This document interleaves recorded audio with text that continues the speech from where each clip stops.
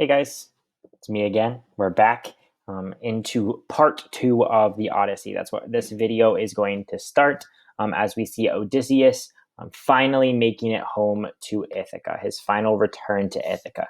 That is what this story is called. If you haven't already gotten it out or printed it off or pulled it up on another browser, do that. It is called Return to Ithaca, and it is attached to that Google Classroom assignment.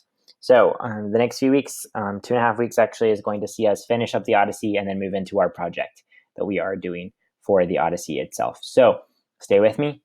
We'll get back into the swing of things. I'm talking about this story. I'm not going to spend a lot of time in this video recapping what has already happened up to this point. I posted an Instagram story yesterday that you guys can watch if you want a recap on what happened so far in the Odyssey, or you can reread everything. It's up to you.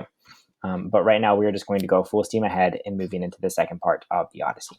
So first things first, please make sure you complete warm-up number 8, questions about part 1, and just one question, and then also update me on your lives. I want to know what's happening, how you guys are doing, what happened over your quarantine spring break. I bet some of your plans were kind of ruined, but hopefully you guys still had a good restful break. So please let me know how that went in the Google form. So first things first, right after Odysseus is finished up with the court of the Phaeacians, finished up talking to King Alcinous, he is, remember at this point, he's still telling the story. He has told us about the cattle of the sun god, how all of his men were killed. And then after that, we know he got on a raft and ended up on Calypso's island. Remember, he's still telling just this last bit to the court of the Phaeacians, to King Alcinous himself. So he ends up on Calypso's island. Calypso kind of becomes enamored with him and makes him stay on her island for 7 years. Some people say that it was voluntary from Odysseus. Some people say it was some kind of magic she used. But he did stay there. Some people say that she actually birthed a child in those 7 years. So he did cheat on Penelope with Calypso, Penelope being his wife.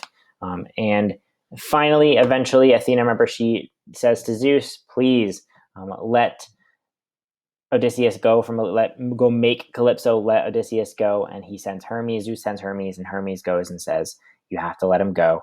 He gets on a raft and sails to the court of the Phaeacians, where we see him pick up this part of the story. Now we are done telling the past. So this is no longer flashback. We're in present day now. Odysseus is going to journey home to Ithaca, and we're going to see what happened. He hasn't experienced all these things already. He is not telling the story anymore. So now we have caught up to modern day. So Odysseus, it's time for him to return home. Here's some pictures of Ithaca, pictures of him returning. This bottom picture down here is him disguised as a beggar, which we're going to see in just a second. That's not actually what he looks like. But we do have to consider that he has been gone from home for 20 years at this point. Remember, the Trojan War taking 10 years and his whole journey home taking 10 years. So he has been gone from 20 years. His son has grown. His wife has been alone for 20 years, fighting off these suitors. It's a very long time to be gone. Sometimes if you're gone for like a few months, you miss home. So he has been gone for 20 years, really long time. He no longer looks the same as he did whenever he left at the start of the story. We know, or if we watch the miniseries, I'll post some clips. We see that didn't really make him age that much, because you can't do so much with makeup during the time it was made, but he has aged. He does look different. So, return to Ithaca. Let's go ahead and get started. We have this little box at the top of our text, which is just an overview filling in the blanks of some of the stuff after he leaves King Alcinous' court. Odysseus has finished telling his story to the Phaeacians. The next day, young Phaeacian noblemen conduct him home by ship, so they help him get home. They give him ships. He arrives in Ithaca after an absence of 20 years. The goddess Athena appears and informs him of the situation at home. Numerous suitors, believing Odysseus to be dead, have been continually seeking the hand of his wife, Penelope, and marriage while overrunning Odysseus' palace and enjoying themselves at Penelope's expense. So they've been in his palace. They've just been chilling. They have been eating all of his food, having relationships with the women in his kingdom. Trying to woo Penelope, trying to get her hand in marriage so that they could become king of Ithaca. So they are just having a good time. They're kind of running amok here in Ithaca. Moreover, they are plotting to murder Odysseus' son. Remember, we saw that at the start of the story, Telemachus, before he can inherit his father's lands. Telemachus, who, like Penelope, still hopes for his father's return, has journeyed to Pylos and Sparta to learn what he can about his father's fate. So Telemachus is not at home currently. Okay? Athena disguises Odysseus as a beggar and directs him to the hut of Iamus, his old faithful swineherd. While Odysseus and Iamus are eating breakfast, Telemachus arrives. Athena then appears to Odysseus. So Athena actually appears to Telemachus first and says, "Got to go home. Someone's there waiting for you," kind of giving this hint. You got to go back to Ithaca. So Telemachus returns to Ithaca, about to be reunited with his father from 20 years being apart. So we're picking up. Athena is appearing to Odysseus. This first part of the story starts kind of in the middle of it, in media res, in the middle of this part of the story, and she is appearing to Odysseus.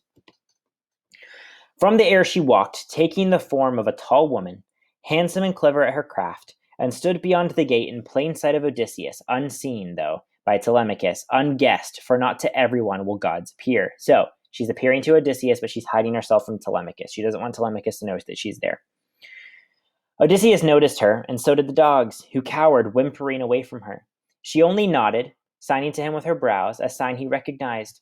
Crossing the yard, he passed out through the gate of the stockade to face the goddess. There she said to him, "Son of Laertes and gods of old, Odysseus, master of landways and seaways, dissemble to your son no longer now." So what she's saying is, now is the time to reveal to your son who you are. You have to tell him that you are Odysseus. "The time has come. Tell him how you together will bring doom on the suitors in the town. I shall not be far distant then, for I myself desire battle." Saying no more, she tipped her golden wand upon the man, making his cloak pure white, and the knit tunic fresh around him. Lithe and young she made him, ruddy with sun, his jawline clean, the beard no longer gray upon his chin, and she withdrew when she had done. So what she did is she made Odysseus look young again, look kind of similar to how he looked whenever he left Ithaca. So she disguised him as a beggar. I want you to consider for a second why she might disguise him as a beggar.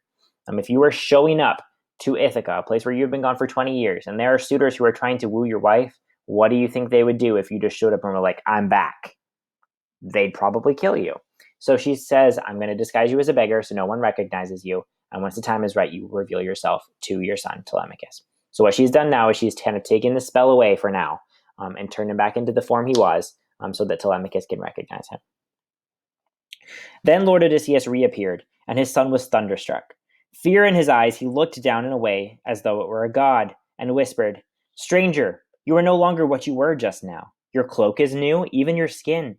You are one of the gods who rule the sweep of heaven. Be kind to us. We'll make you fair. Oblation and gifts of hammered gold. Have mercy on us."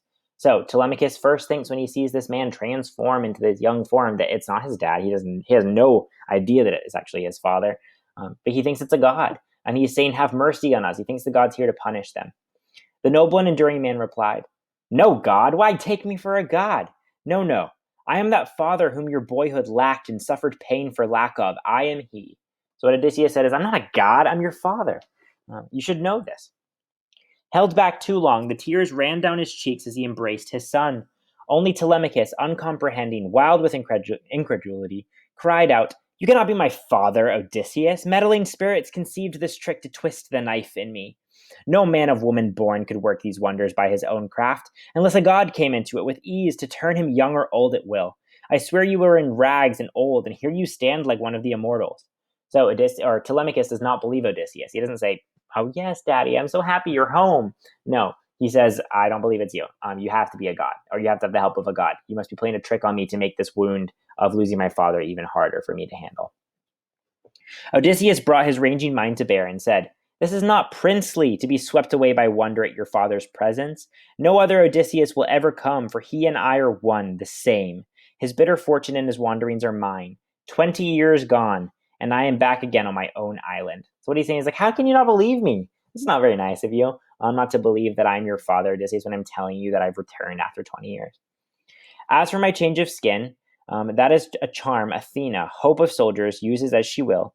She had the knack to make me seem a beggar man sometimes, and sometimes young, with finer clothes about me. It is no hard things for the gods of heaven to glorify a man or bring him low." So what he says is, Athena did this to me. He's revealing to his son that Athena was involved. That's why he was old and why he is now young. When he had spoken, down he sat. Then, throwing his arms around this marvel of a father, Telemachus began to weep. Salt tears rose from the wells of longing in both men, and cries burst from both, as keen and fluttering as those of the great taloned hawk, whose nestling farmers take before they fly. So helplessly they cried, pouring out tears, and might have gone on weeping so till sundown, had not Telemachus said. So Telemachus finally gives in. Is like, "Father!" Latches onto him, starts sobbing. This is the reaction that Odysseus wanted. we're going to see that Odysseus has a lot of reunions, and a lot of the people do not react the way he wants. And the way he wants them to react is this kind of, oh my God, you finally made it home. Just like imagine if you were missing for how many years, and then whenever you come back, you want everyone to be like, yes, you're back, you're back. You don't want everyone to be like, who are you? You want people to have missed you. That's what Odysseus wants. So Telemachus finally gives him that. Had not Telemachus said, dear father, tell me what kind of vessel put you here ashore on Ithaca? Your sailors, who were they? I doubt you made it walking on the sea. Then said Odysseus, who had borne the barren sea, only plain truth shall I tell you, child. Great seafarers, the Phaeacians, gave me passage as they give other wanderers. By night over the open ocean while I slept, they brought me in their cutter, set me down on Ithaca with gifts of bronze and gold and stores of woven things. By the gods will these lie all hidden in a cave. I came to this wild place directed by Athena, so that we may lay plans to kill our enemies. Count up the suitors for me, let me know what men at arms there are, how many men. I must put all my mind to it to see if we two are by ourselves can take them on, or if we should look round for help. So what Odysseus says, he says, the Phaeacians picked me up, dropped me off here. They were super nice. They gave me a bunch of gifts. Athena told me to come to this hut so we can plot to kill everyone who's trying to get with your mother. So basically, he's dropping this knowledge quickly onto Telemachus, saying that I'm going to kill them all. How many are there so we can make this plan together? He's recruited Telemachus into this plan. Telemachus replied, O father, all my life your fame as a fighting man has echoed in my ears, your skill with weapons and the tricks of war. But what you speak of is a staggering thing, beyond imagining for me. How can two men do battle with a houseful in their prime? For I must tell you, this is no affair of 10 or even twice 10 men, but scores, throngs of them. You shall see here and now the number from that place, I'm not going to try to pronounce it, alone is 52 picked men with armorers, a half dozen. 24 came from same, 20 from the other place. Our own island accounts for 12 high-ranked and their retainers, met in the crier and master harper, besides a pair of handymen at their feasts. If we go in against all these, I fear we pay in salt blood for your vengeance.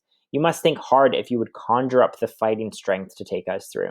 So what Telemachus reveals to Odysseus here is that there are not just 10 or 15 men here. There are hundreds of these men who are trying to woo Penelope, who are trying to take their shot at owning and being the king of Ithaca. Odysseus, who had endured the long war in the sea, answered, I'll tell you now. Suppose Athena's arm is over us, and Zeus her father's. Must I rack my brains for more? Clear-headed Telemachus looked hard and said, Those two are great defenders. No one doubts it, but throned in the serene clouds overhead, other affairs of men and gods they have to rule over. So what Odysseus says is Athena and Zeus are on our side. They're going to help us now.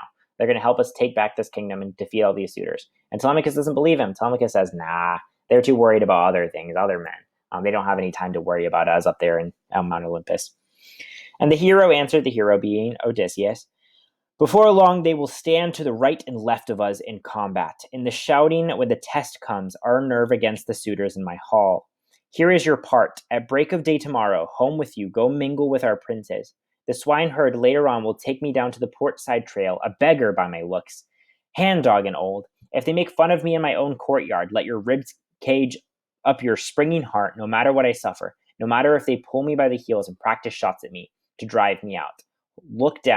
Look on, hold down your anger. You may even plead with them, by heaven, in gentle terms to quit their horseplay. Not that they will heed you, rash as they are, facing their day of wrath. Now fix the next step in your mind.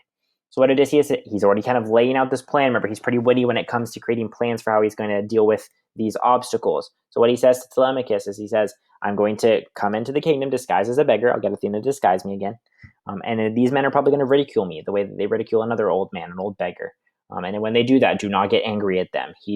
Hold your anger back so that we can actually use that when we need to.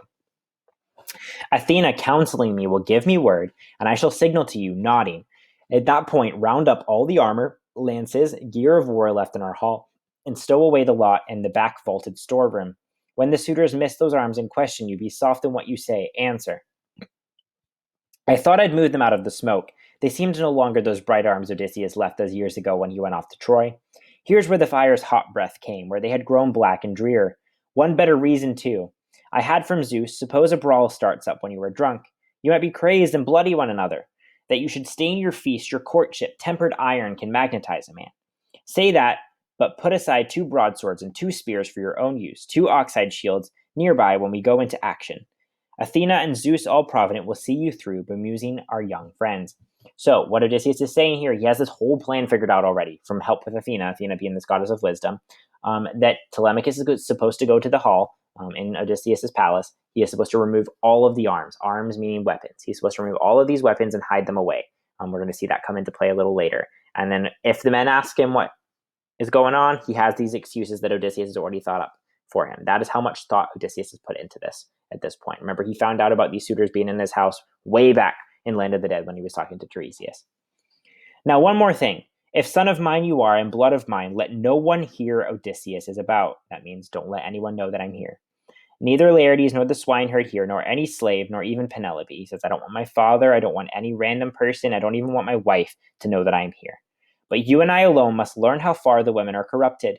We should know how to locate good men among our hands, and the loyal and respectful, and the shirkers who take you lightly as alone and young. So what he's saying is we need to find out who would be on our side, who would be willing to help us, but that are not these main people. We're not going to spread around these rumors that I'm here, so that the suitors are completely caught unaware when Odysseus comes back to take his kingdom, which is what we are going to see in our next stories, The Challenge and Death of the Palace, which is what we're going to be reading in the next few days. Okay, so that is the first story in part 2 of the Odyssey. If you have any questions, please reach out to me, email me, Google Classroom message me, send me a message on Remind, send me a message on Instagram so that I can get to those answers. Other than that, make sure you get your questions done, make sure you get that warm-up done, and that you are caught up with everything. Also, please make sure you look at your grades for the end of part 1 from the Odyssey quiz on PowerSchool. If you have any questions or concerns about that, let me know. Thanks, guys.